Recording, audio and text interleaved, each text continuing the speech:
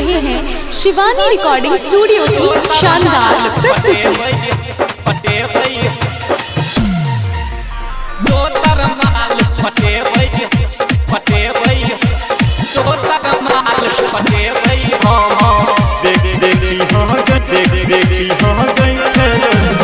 Mix by Sonu Kushwaha, ठेकहा बाजार, मोतिहारी।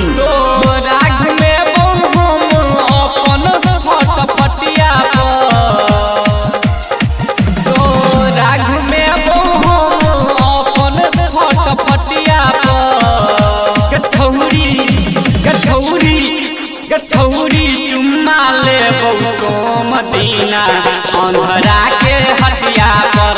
गछौरी चुम्मा ले मंगल दीना गधरन के हटिया पर।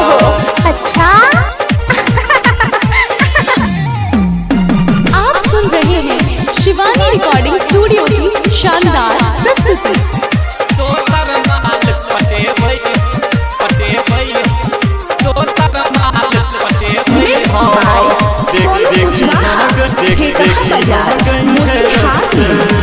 जखन अभी हटिया पर मुर्गी चौपिए बोगे हटिया घुमा के तोरा माए गोले बोगे।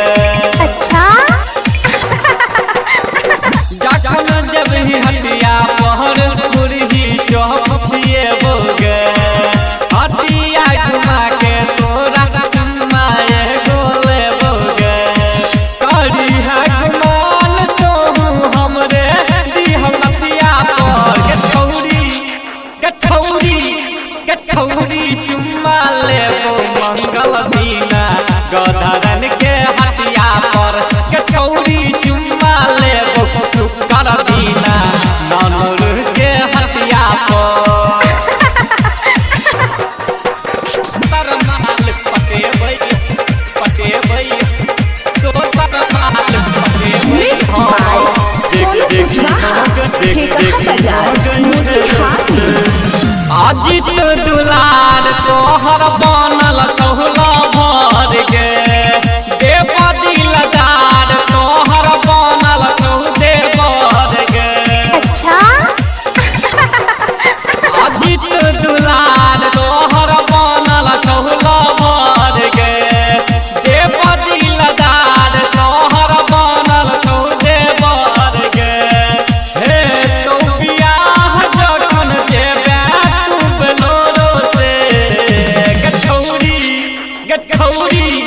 गछौरी दोसर माल पटेबै हम देखी हाँ गई फेरो से।